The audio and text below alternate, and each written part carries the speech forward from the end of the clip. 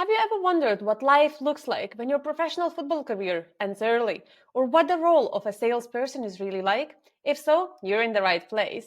Hey, I'm Vicky, and this is the Just Be Better podcast where we explore the endless possibilities of professional growth, learning, and excellence. I'm very excited for today's episode because I have the pleasure of welcoming Daniel Stott, someone I've had the privilege of working closely with in the past. Dan has an incredible journey from being a professional footballer to a head of sales and now to the founder of his own company. We'll be diving into his experiences, challenges, and insights on hiring, leadership, and more. So welcome, Dan. I'm so thrilled to have you here today. Could you start by giving our listeners a brief overview of your background and career journey so far? I'll try and keep it as brief as I possibly can. So I started out originally as a footballer in the UK in a Premier League team called Bolton Wanderers, if anyone knows it. And unfortunately, my career didn't exactly pan out. So when I was 19, I kind of realized that I wasn't really going to be good enough to make it at the highest level, and went to the US, went to university in the States, which was pretty fun, pretty cool. And then after doing that, I started out my career in sales. And after a very quick stint at a company that was selling vegan, vegetarian, and halal Haribo, which was pretty fun as an interesting first job, I then landed at what was at the time a pretty unknown business called Just Eat, which I was super lucky to be part of this crazy journey for 6 years, where it was a small unknown company, and then 4 years later it was IPO on the London Stock Exchange, and it went into 15 countries in this explosion of growth, which was really cool. I was always in sales, running sales teams, and then after doing that, I went to another tiny little startup where you and I met at Elder, and I picked up the sales function there when there was just a few people in the team. Well, two founders, one ops person, and me at the start, and then we grew that to, I think, through from angel funding through to Series B and over 100 people. And then I left there after going through 10 years of startups. I decided I'd venture into the startup world myself, and 4 years ago, in the middle of the lockdowns, I set up Classify, which then became Fortis. Very early of your career, obviously being a professional footballer comes with its own challenges. What can you tell us about your experience during that time?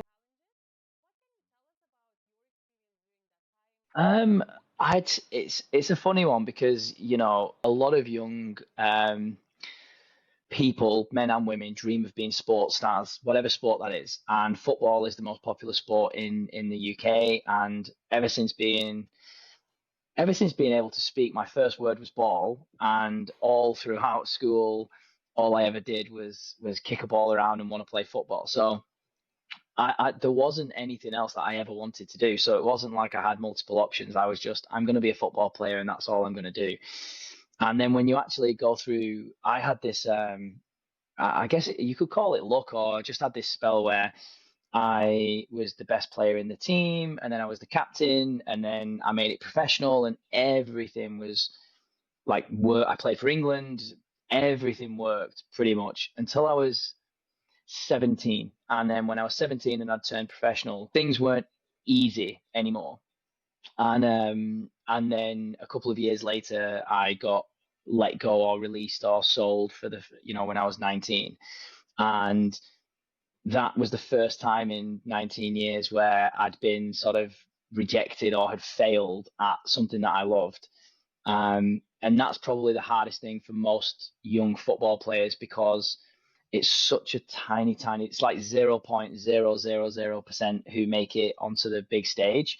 So there's hundreds of thousands of people every year that don't make it. And if you've only ever thought about one thing and then it doesn't happen, it's pretty jarring. And then, I went on a series of rejection after rejection, no, which is after you've had everything landed in your hand for however long.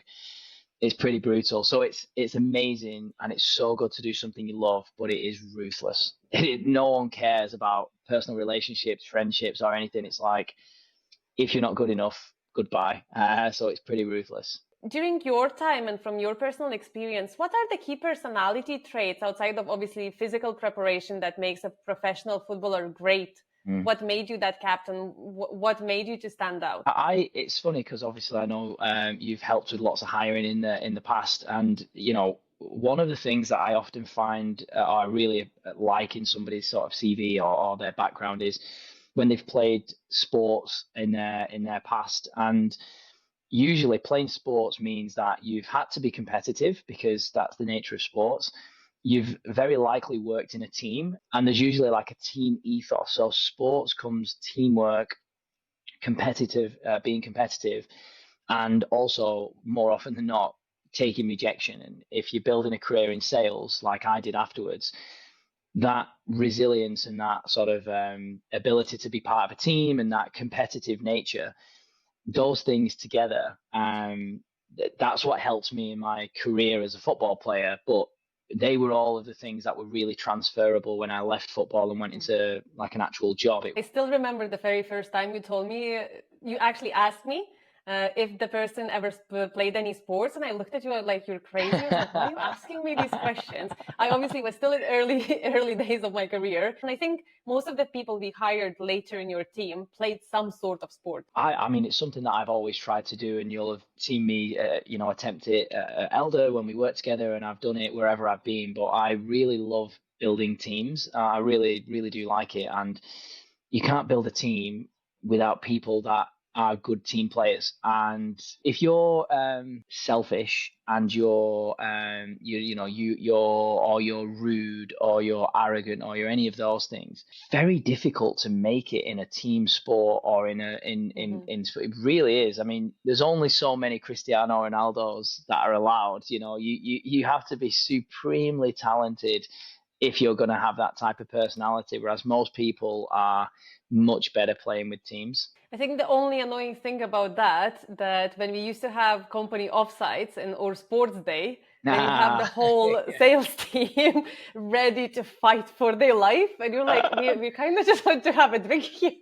Talking, you mentioned and said that quite openly at the very beginning that very early in your career you had to handle quite a lot of rejection and go through rounds and rounds of it.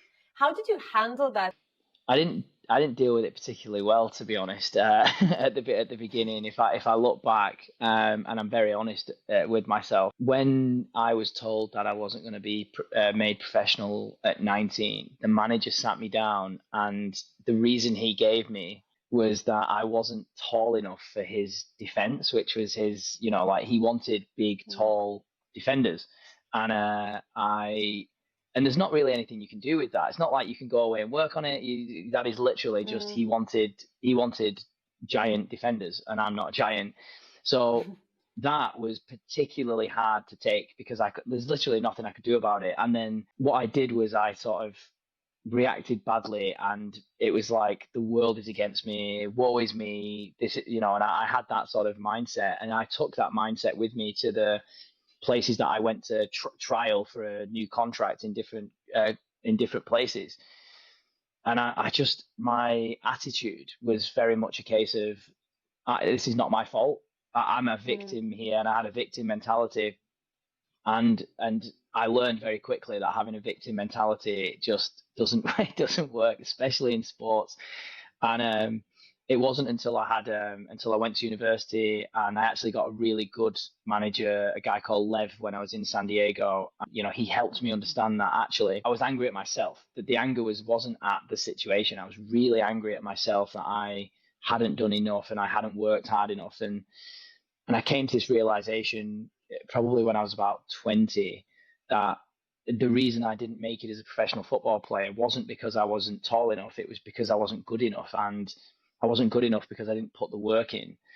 And I didn't put the work in because I was too busy going out, being a celebrity, enjoying the weekends and doing all the things that a young football player probably shouldn't be doing. And when I got into my professional career, I basically vowed that I would never fail from not working hard enough. And that rejection and all of those rejections led to that mentality. And I wore that like a badge of honor and I still do to this day, all the way through. I want people to think he works really hard. And yeah, so that all of that happened. It's like a really good thing that came out of not such a good thing. But that's where all the rejections led to. So out of all of the jobs after your career in football was terminated eventually, um, how did you end up in sales and why Yeah, sales? sales is one of those things where you don't need a qualification. So when I was really, I won't go, it's a long story, but I'll cut it short. I didn't graduate, so I didn't get a degree because of the financial crisis that hit the world in 2007. My scholarship funding covered a certain amount, and then the other amount was I needed the loan, and all the loans for international students were basically removed in 2007 because of the crisis. So I actually couldn't afford to stay at university in the States. And I came back to the UK and I applied for university, and then I applied for some jobs. And sales was just one of those things that you don't need a qualification for. So, and if you're good with people, and I knew I was good with people, and I knew that I could have chats, so I just applied. I went to the interview and I had no idea what I was doing at all. And I just had a conversation with the guy who was running the company, and we talked about football, we talked about cricket, and then he gave me the job. And then I was in sales, and it was just like I had no sales experience or anything, and I hadn't really thought about being a salesperson. I just sort of, I think a lot of people fall into sales. It's like it's not you don't not many people in sort of high school are like, I can't wait, I'm going to be a salesperson. You just fall into it, I think. And I think sales and recruitment is very similar as well. And recruitment Yeah. is one of the places where you don't really know what you want to do, but you kind of want to earn a good living. You go either Yeah. recruitment or sales, especially in the UK. And with the earning potential, what's interesting about that is I didn't discover that until later. So the salary that I got paid in the beginning of my sales career was terrible, really bad. I just needed money, and it was a job, and it was practically minimum wage. And then I think later on, I realized, oh, you can actually get sales jobs that give you a bonus and commission, and that was great. And then that's probably what kept me in sales, actually. But landing me in there was just a total, like, I think I applied for everything. I like probably applied for customer service. I probably applied for everything. And then obviously you said you started selling vegan Haribo. Haribos. Yeah. How did that sale look like? What is like cold calling, or how Oh, do you sell to restaurants, or where do you sell them? uh, it was the most bizarre.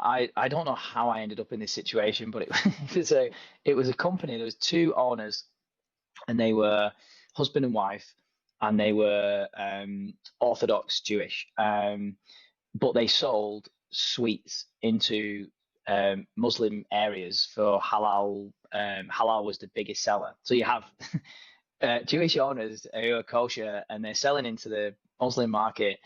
And there was two people in the office, and there's no one that was doing any sales at all. The owner had sort of found this company who could manufacture this sweets in a way that would make them halal.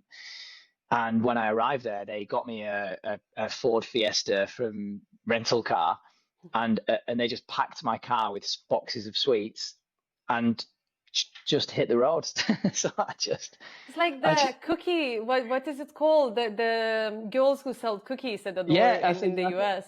that's exactly what it was. Scout girls. I was like an adult scout guy. I was like, that's exactly what I was. He didn't give me a playbook to follow or anything, so I just thought, and this was the Yellow Pages was around then, but Google, I mean, Google was really early on, so there wasn't like a list of places to go to. So I just went to areas that I thought there would be lots of people that might want halal sweets. So I went to densely populated sort of Muslim areas, and I just drove there in my car, and I put a box of sweets. And I went to corner shops. I went to mini markets and things. And I sold box at a time, box after box after box, and I was pretty good at selling. So I just figured out how to do it, and then I started to discover, okay, well, if I went one level up the chain, so if I went to the people who supply the shops, I'll sell more and we'll make more money. And then I started to figure out who the wholesalers were and how those types of relationships worked. And then I started to get into supermarkets like Asda, and I just sort of figured out a way of doing it. But it was all by design and just trial by error and trying to figure it out. And I think you overlooked the fact that you're still very young, and it very quickly clicked in your head that, oh, I need to go up in the food chain. I need to find the mm, decision maker. Because I know you just mentioned it briefly, but this is an incredibly difficult skill to learn, to see the bigger picture rather than focusing on a small thing that is in front of you. Because you mm. could have easily just be selling the same boxes to the shops and still making your KPIs probably. For me, I mean, maybe this is just sort of part of my character, but if someone says the target's 20, I want to know how to do 40.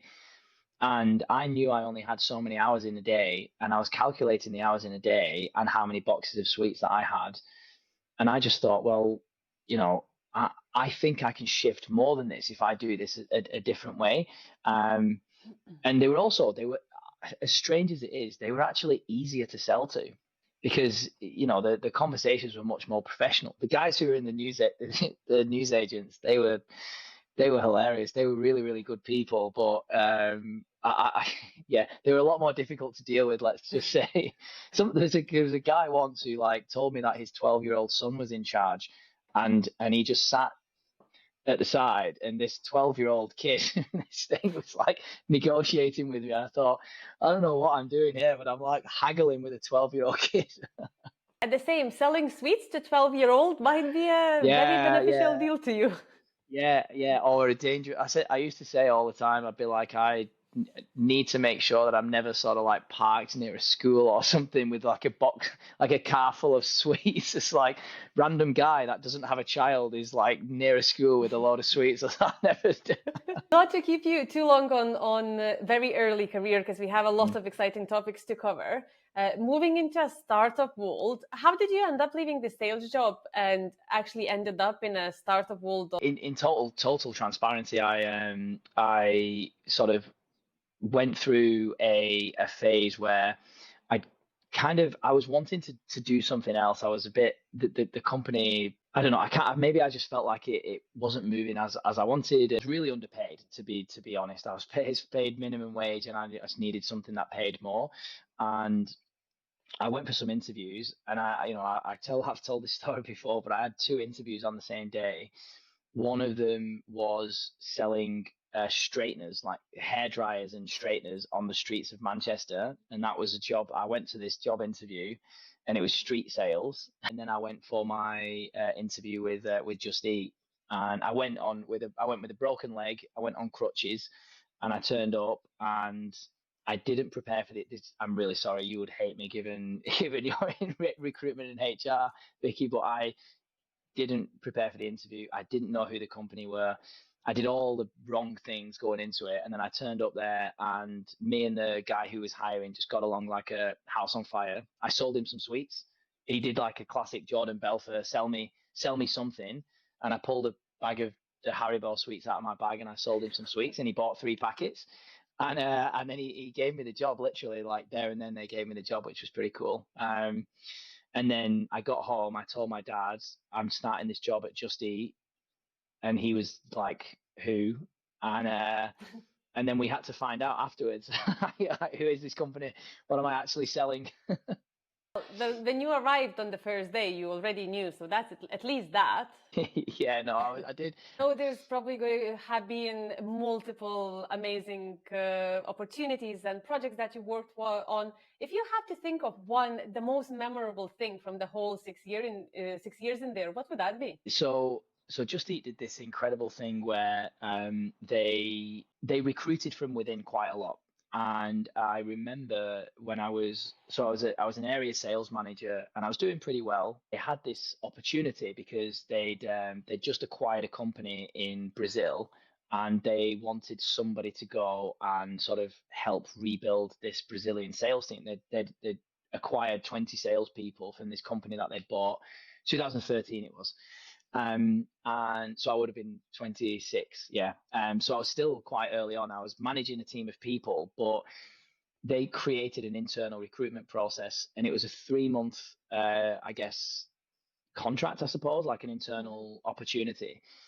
And I went for that role, and I went up against the head of sales for Spain, the head of sales for Italy, And I think another person who was like super senior, and I was 25, 26 years old. I'd only been managing a team for about 6 months. I was really early on in my career, and I interviewed for that role, and they gave me the job. I got the job over the other guys, and I went down there and did 3 months in Brazil, they parachuted me into this company that had just been bought, and I got to sit at the big table. I got to be part of the decision making process. I went out and we retrained some of the good reps, fired some of the bad reps. I wrote the whole sales manual and what everyone would be to follow. We hired the person who followed me. And I was 26 years old, and I was just like, this is just wild, this opportunity that I've just been given to come down and do all of this in Brazil and live in Sao Paulo and travel to Rio and spend time down there. And they gave me that opportunity, which, and ironically, I got interviewed that day by 4 people. 3 of them are now investors in Fortis. So it kind of shows how strong the relationships are that I forged. But yeah, I'd say that would probably, I had loads of memorable times, but that was the biggest jump for me, where all of a sudden I was on the world stage with the whole company. And a lot of companies wouldn't allow you to even compete or even interview. But they did, and they picked me, which was great. Did you prepare for that interview? Yeah, I did. I even learned a tiny bit of Portuguese for that interview, which because the country manager of Brazil was there, so I was like, I knew one word, which was obrigado, which is like, that was like the only thing that I knew. And then your career moved you from Brazil back to London and then to Australia. I mean, I do find myself in these really fortunate situations. Just Eat bought Menulog, which was the local company that did the same thing as Just Eat, and they spent it was what was it? It was 865 million US dollars on this company, Wow. and like nearly $1 billion.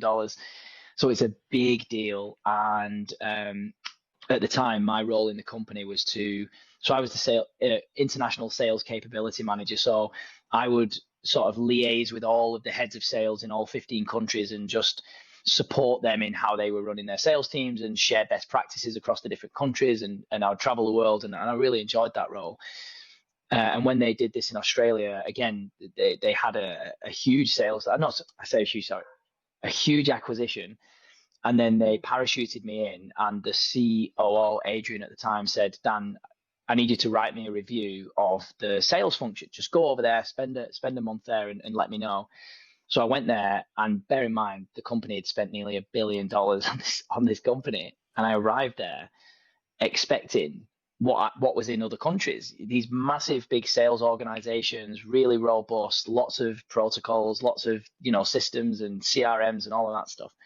And I went down there to Australia, and there's like one head of sales, a guy called Jared, lovely blog, and 5 lads in the office, and that was it.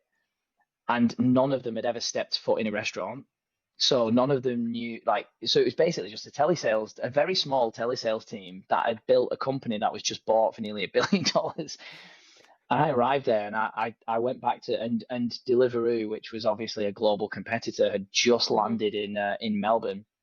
And I remember going back to Adrian, and I said, Adrian, this is a catastrophe. I said, if anybody breezes into that country, they're just going to take the entire country. You need to build a big defense sales team all around Australia and New Zealand. And we need to invest in the sales team to, 1, find better and more restaurants, but also 2, build great local relationships so we don't get destroyed by any competitors that have a big budget. And he just looked at me and he said, yes, sounds like a great idea. When are you moving? Just like, and it really caught me off guard because I wasn't expecting it, because it wasn't my job. So I didn't interview for that role, and I just took the job and went out and lived there for a year and did exactly that. We built the field sales team, built it from scratch, and yeah, it was a really, really cool year. I got to know Australia really well. Spent a lot of time flying between the different cities. And yeah, I got to experience. Unfortunately, we didn't build it fast enough to stop Deliveroo from entering the market. But I had the team have done pretty successful since I left. When building teams in different, not even cities or countries, it's different continents essentially. Did you notice a very big difference on like sales strategies and how do you sell to people, or is it overall very similar? Massively different. So it's funny actually. Australia was really hard to recruit for because my style of selling is sort of, well, I've mentioned already. It's very, I work high work rate, highly competitive. Have you ever met a competitive Aussie? There's not, there's like, they're pretty chilled people, and you meet Aussies, they're like super relaxed. So finding like a high energy sort of like go getter whenever in Australia, everyone's like, nah, it's like it's relaxed, it's okay, everything's gonna be fine. We're gonna finish at 4 o'clock. We're gonna have sundowners, and I was like, it's culturally really difficult to find the type of salespeople that I needed. And Brazil was, oh dear, oh dear. It was so unprofessional. I don't think I've ever, how people got away with a career doing what I've never seen anything like it in my life. The people that we'd hired wanted everything on a plate. They weren't really willing to work for it. And they'd been part of big companies that had created these really bad cultures of people not working hard and not wanting to do the bits of sales that people don't like doing, like cold calling, like admin, all of those things. They were quite prima donna-ish. They were sort of like, Mm. oh, well, you're paying me to sort of be the main person. And it's like, no, I need you to do the work. So that was quite challenging. Language-wise, Portuguese, none of them in Brazil spoke English. So I used to use a translator. So I'd speak into the phone and then the phone would speak Portuguese. Which, as you can imagine, 10 years ago was not technology wasn't that great. So big culture swings. But the core of sales was always the same. It's like people buy from people, really understand your customer, really understand their needs, ask them really good questions, pitch your service to match what they want. And that's always the same. But the people are Mhm. very, very, very different. And just looking from the overall picture, then, what is the most challenging thing from your perspective when working in a startup? I only get to pick one. You can mention as much as you like. It's a double-edged sword because I'd say some of the more difficult things are actually some of the more exciting things. I think the speed at which things change it can be quite disconcerting and being wrong quite frequently, I would say. At Just Eat, by the time I left, we knew exactly how to build the teams, we knew exactly how to recruit. I had a playbook and I would just bring that playbook and I would implement that playbook in different countries. Whereas in a small startup, you just don't have that at all. So you just have to figure out by failing. And that's actually really difficult to do, especially if you've got any form of ego whatsoever. It's like you just got to leave that at the door and just accept that you're going to be wrong a lot.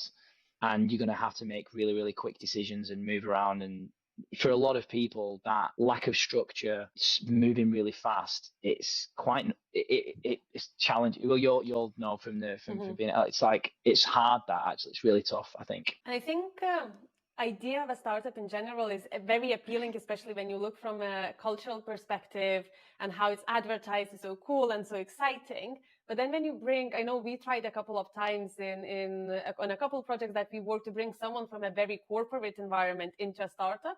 And it doesn't really work as the second you are in that mentality and you actually have to completely shift how you think. And as you rightly so say, you have to learn how to fail and you're going to land on your ass so bad, the whole office is going to hear that you landed on your ass.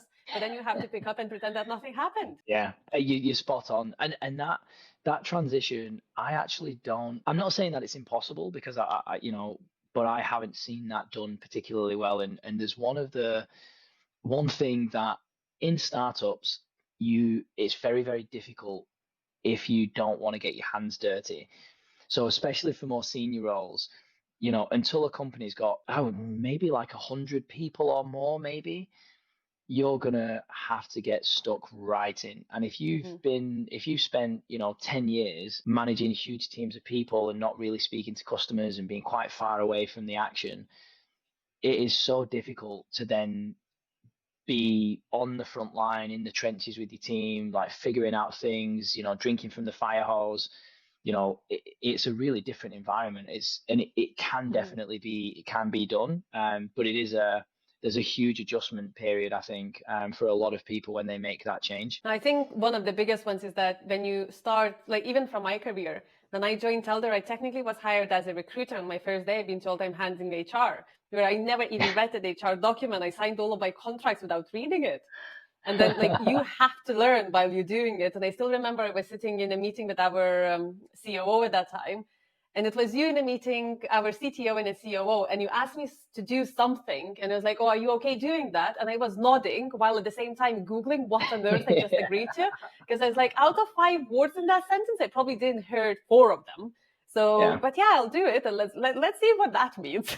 That's the thing about getting it wrong and failing though. Like if you're really resistant to sort of any sort of risk taking, or if you're resistant to failing and landing on your ass, as you said, you're just going to say, oh, I don't know how to do that. Whereas if you say, well, yeah, I can do that, and then you try and figure it out, and if it doesn't work, then it didn't work. And I think that's the difference. Like you take responsibility and you just try and get it done. So now, talking about the most rewarding part, then Yeah. why are you still in startups? No, I mean, I'm trying not to be. I do one day aspire to having a large business, but I'm still in one. I think it's almost like the biggest things that people find challenging with startups are also some of the things that are the most attractive to them. So I think when you're working in a startup, you can make change and have it impact really, really quickly. It's quite intoxicating, I think, in a startup, because you can figure out what works really quickly. And the other thing is you kind of get to spend time with the customers as well. You know, in a startup, I did it at Elder. You know, you're always very, very close to customers. Whereas, again, I almost took a role at Amazon many years ago, and the role was, I kind of just it felt like Amazon's such a behemoth of a business. I thought, even if I absolutely knock it out of the park, no one's going to care.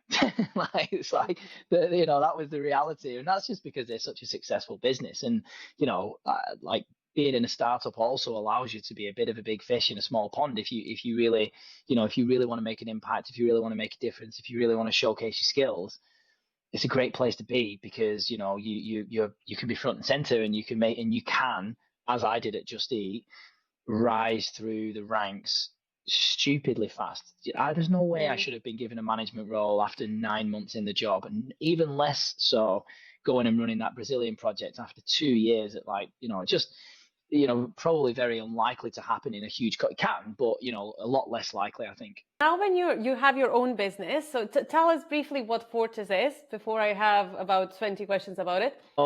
We are a growth agency for personal trainers. So we work with personal trainers, personal trainers and fitness coaches all around the world. And effectively what we do is, if they want to grow their revenue by increasing the number of clients they work with, if they don't do it in person, which is, it's quite difficult to do that in person. If they want to do it using online channels like social media, what we do is we give them the tools to grow their business, but then also we write all of their social media content for them as well. So it's kind of I guess we're like a marketing agency that work inside the personal trainers business. That's what we do now. That isn't what we did 4 years ago when we started. We have had multiple pivots, ups and downs, backwards and forwards. It's been a rocky ride, but that's what we do right now. You're nicely leading to my next question, which is, as you know, most new founders, and you probably can confirm that for me, are overly optimistic and are blind to some things when they start the business. Yeah. What would you say are the main lessons you have learned since starting your business? Obviously, you don't need to mention all of them, but just the main ones that you definitely wouldn't repeat. The biggest realization is that I'm just like very, very, very rarely right. And at the beginning, we launched the business, and just for anyone who's listening, the sort of context, the first business we launched was called Classify. And we, in the middle of the global lockdowns, we created a platform for instructors, so yoga instructors, Pilates instructors, HIIT instructors, karate instructors, like dance instructors, to run online classes and take a monthly recurring payment as sort of like as a subscription service, which in the middle of the lockdowns was the best thing since sliced bread. And it was like we were probably one of the first to market, and it went absolutely nuts. Everybody wanted it. It was amazing. We launched it in the November, just as the UK went back into another lockdown. The numbers skyrocketed, and I was genuinely, I was at the time, I was living, I'd just gone to Dubai to run away from the lockdowns. And I remember being in my hotel room on the balcony, and I was looking out over Dubai Marina, and I was thinking, what yacht should I be getting next year? That was genuinely my mindset. I was like adamant that we were going to be billionaires within 3 years. That was my mindset. I'd seen it happen at Just Eat, and had a bit of that at Elder, not to the same degree, of course, but like it had grown quite a lot. And I just thought we couldn't lose. And I was like, this is just amazing. And we raised funding from investors. It was all very exciting. Hired a bunch of people, and then the world opened up again. People went back to the gym, and all of a sudden the demand for both sides of this platform that we built just fucking disappeared overnight. And I was watching the numbers go like this, and I think the biggest lesson that I learned from there is be really, really, really passionate about asking the question, but what if? What if it doesn't do what you think it's going to do? What if that happens? What if that? And not to be a neggy Nige or like, or be pessimistic, but you need the voice in the room that says, yeah, that sounds great. That's amazing. But what if? And, that we just didn't have that first part. We thought everything we touched was going to turn to gold. And that's such a stupid mentality to have. And I look back at it with such, I'm just like, what on earth were we thinking? That was the big one, was to sort of always try and ask, but what if? And then the second one, if I can add, the second one is unit economics. And that is by far and away the thing that I've taken over the last 4 years, and the importance of really understanding your cash flow position, your P&L, and also how much it's going to cost you to acquire a customer, how much it's going to cost you to service a customer. And understanding all of those things together, and knowing whether or not you're building a loss-making business or whether you're building a profit-making business. And those two businesses, I didn't understand the difference between the two. So I immediately, because Elder lost loads of money, Just Eat lost loads of money, Uber loses loads of money, Facebook lost loads of money, like everyone that I knew in the world that I'd grown up in lost loads of money. That was just the way that businesses work. VC-backed businesses will lose lots of money.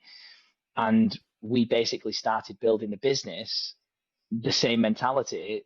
The only thing we didn't have was millions we didn't have millions to lose. So, straight out of the gate, we're building the wrong type of business for the type of funding that we had. And I've rectified that now over the years, and now we optimize for profitability and better unit economics, and very, very different. But it took me years to figure that out. One advice that I heard before, I obviously don't have my business is me, so not a lot to implement there. But the best advice I heard is to always have either overthinker on your team or a pessimist. If you have an overthinker, they will find you the tiniest loopholes that you probably at the early stage of a startup, you're going to be like, oh, we'll jump that bridge when we get there. But if you have someone who actually already told you that this potential, let's figure out, if the worst case scenario comes, how we at least handling it from the tiniest perspective, your life is going to be much easier later down the line. Not a lot of people asking questions whether you're overthinking during an interview process. No, it's hard. You need that. And it's, as a founder, I think you have to bring that to the table. You do need to develop that mechanism inside your brain that says, what if this doesn't work? What if we don't hit these targets? What if churn doesn't reduce by 50%?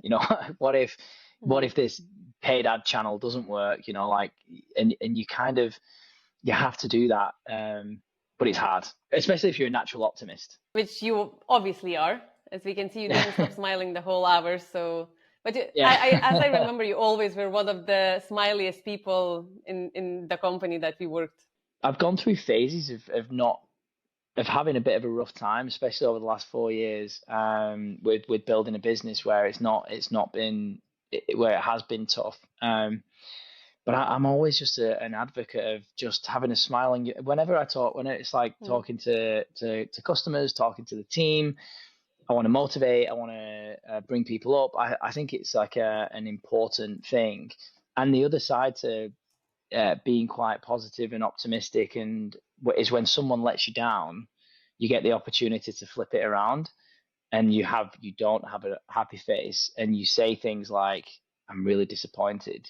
And people, when you're quite a positive, optimistic person, Hmm. people do not expect it, and it really hits them for six when you do that.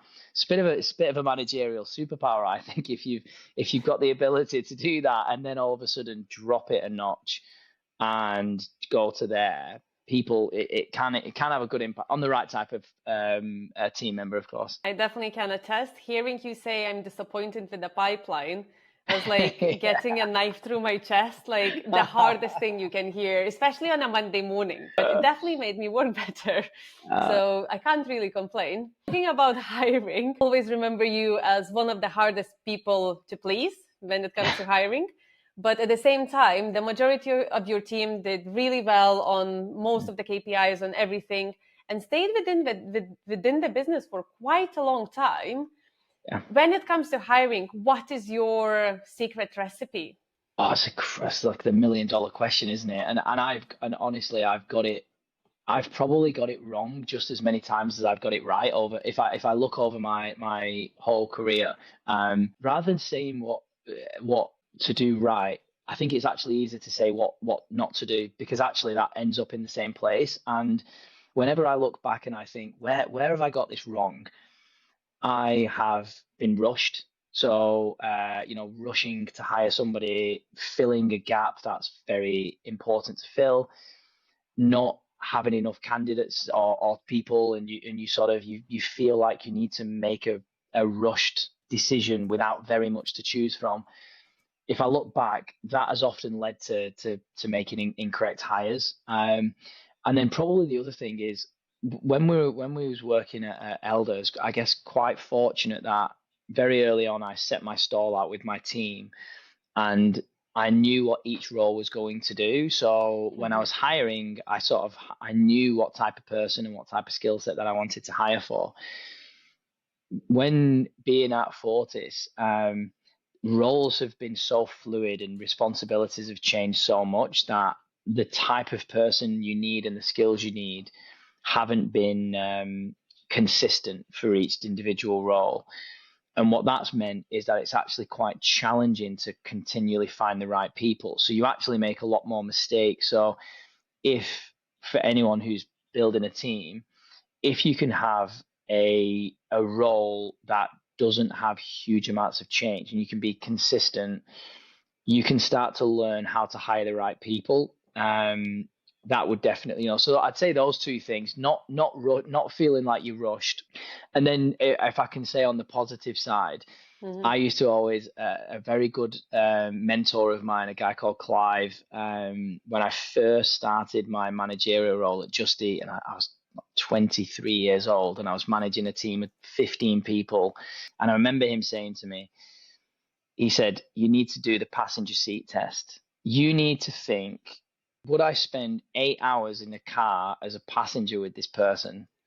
And if the answer is no, don't hire them." And it's probably the best bit of hiring advice I've ever had, because at the end of the day, we spend most of our time working. I spend more time with my colleagues than I do with my partner, than I do with my family, than I do with my friends. So finding people that you actually really like is pretty key then, because Mhm. it's, that, and it's not to just hire people that are like you, because you can like people who have all different types of backgrounds, different genders, different ages, but feeling like I could spend time with this person, I could go for a beer with them or a coffee with them or spend 8 hours in a car with them, I think that's pretty key. I don't think I ever heard this one though, which is No, quite no, surprising, knowing how many years we worked together. But yeah, one interesting thing that you mentioned, that not feeling rushed. One thing that's always fascinating me of when I was hiring for your team, how quick you were with your process. Your Yeah, process was always very straightforward. If I still remember correctly, first 15 minutes with you, then a yeah, role play, an hour in yeah, the office, and then an offer, or 30 yeah, minutes after with another manager. So like an hour and a yeah, half and you're done. How yeah. do you balance it out, having not feeling rushed and having to rush through everything, but also having a very relatively small and easy process? Those two things actually are really different in my mind. So there's the speed of process, which I think unless you're hiring for something incredibly intricate, I just think it's down to the company to be able to get to a decision as quickly as possible for the company's benefit and also for the candidate's benefit. And in the roles that I was hiring for, an hour in a role play with them and then some time with either the team or somebody else was more than enough. The speed of process I've always thought is really, really key. The urgency of the role is like, okay, I've got a target to hit this month. I need to hit 100 sales. My team right now can deliver 80, and I need to hire somebody yesterday to fill those Mm. 20. And I've got no time to find them. I've got no time to hire them. And I'm going to have to basically chuck them in at the deep end and hope that they succeed really quickly. That that's the urgency that really makes bad hiring decisions. So the process is still really fast, but then it's like, well, we've got one candidate, we're really a bit unsure on him, but we're just going to have to go for it. Mm-hmm. We literally, we're just going to have to take a punt. And it's in those moments where I think you make pretty bad decisions. And that's being in a position where you start the hiring process with plenty of time as often as you can. Keep the process really fast. There's no harm in starting someone 6 weeks down the line. Like, recruit them, give them the job, and say the start date's in 6 weeks. That's better than being rushed and hiring someone and Mm-hmm. asking them to cut their notice period short and saying, I really need you in the team and you need to start yesterday. And it's never it never works out well that in the long run, I don't think. And when it comes to teaching other managers to hire, because all of your team was taught how to hire others, Yeah. how do you grow strong leaders with the same mindset and skill? Coaching. It's I I'm was such. waiting to hear this word from you. You know what I'm like. I think you can give someone a book and you can ask someone to watch a webinar, or you can ask someone to watch you do something, or you can sort of, all of those things. But there's nothing better than observing somebody do something and then helping them figure out how to do it better afterwards. And that goes with selling, it goes with hiring. So when I'm in an interview process, so I remember quite a lot of times I would have junior managers or team leads, and they'd come in the interview process with me, and I'd ask them, "What do you think? What do you think of the candidate?" And they'd say, "Oh, well, I really like the way that they answered this question. I wasn't sure about that." And I'd say, "Oh, why? What is it that makes you think that?" "Oh, well, and then I knew the core values that I wanted them to have. And if they started to Mhm. go off piece, and the one that used to always crop up is when somebody potentially seemed like they might be difficult to manage, i.e., they're very confident, they're quite, and junior managers often get intimidated by quite strong characters, and they will think, yeah, well, I'm not going to go.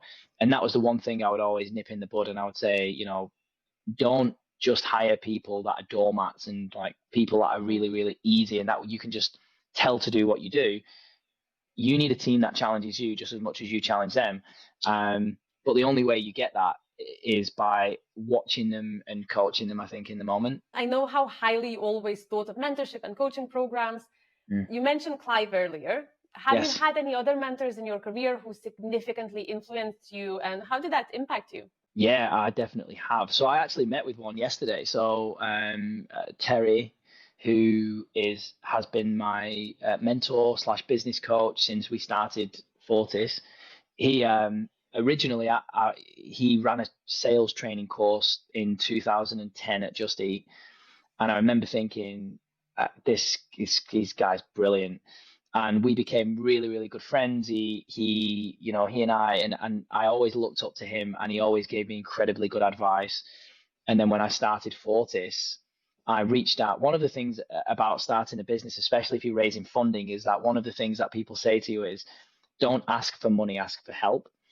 And best case scenario is, if you ask for help, best case scenario is they give you money and they help you. Worst case scenario is you get help. If you ask for money, like they'll either say no and then you get no money, or you say yes and you just get money. Whereas, asking for help really works. And I asked all of the senior leadership team from Just Eat and lots of other people. So I've been really lucky to have some pretty good advisors. But Terry's the one who stands out. And with Terry, what I like about the way that Terry works is that he always challenges my mindset, and he calls me out on things. Like he really, really does.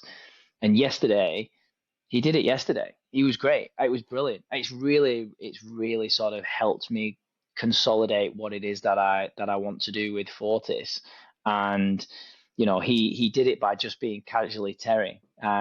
But I've always felt like it's good to have a mentor or an advisor or people who can give you a different perspective, people who've walked a different path. I think it's incredibly important. You and Gemma and Oakley were three people that ingrained in my brain that if you don't have mentor, you're not going to succeed. Find someone better, find someone to learn from.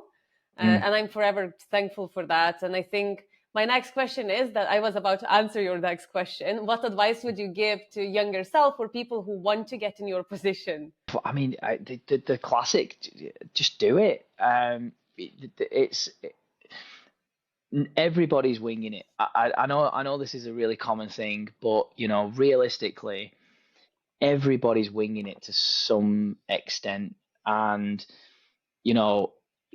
we often have this fear of getting started, and it's fear of doing our first social media post, it's fear of writing our first blog, it's fear of starting a company. We live because it's scary. It's scary that the idea that you might fail. It's scary what other people might think. And people think they have to have it all figured out, and people think they have to land the first punch, or they have to win straight out the gate. And the reality is that you don't. So the advice that I would give, and certainly to my younger self, would just be, just have no fear, because it's like, what does the guy say there's a song, and he says, having fear is about as useful as trying to solve an algebra equation by chewing bubble gum. And it really is. It really is. So that would be my advice, is sort of don't worry and don't fear failure and getting it wrong. Just get started. I got goosebumps after this advice. And just to wrap it up, because I'm already taking too much of your time today, and I probably will have you back in the future. Tell us about your future goals for your business and your personal life, and where our listeners can connect with you. Sure. So Fortis is on the up. So we're looking to continue to grow the business. We aspire to work with and support thousands more personal trainers around the world. Personally, my partner and I, we're moving to Cape Town in South Africa, and we're building a team down there, which is really great. Potentially branch the company off down there, who knows? So yeah, enjoying doing that. And LinkedIn's probably a bit rubbish, to be fair. People can find me on LinkedIn, Daniel Stott, or you can find me on Instagram, which will give little tidbits of travel and all sorts of other stuff. But if people want to see what Fortis is up to, it's Instagram at this.is.fortis, and that's the best place to really see what's going on. We'll add all of the links in the description box below, so if you want to connect with Fortis, everyone go and check them out. But anyway, thank you so much for being here today. Hope you enjoyed it as much as I did, and until the next time. Thanks, Vicky. Appreciate it.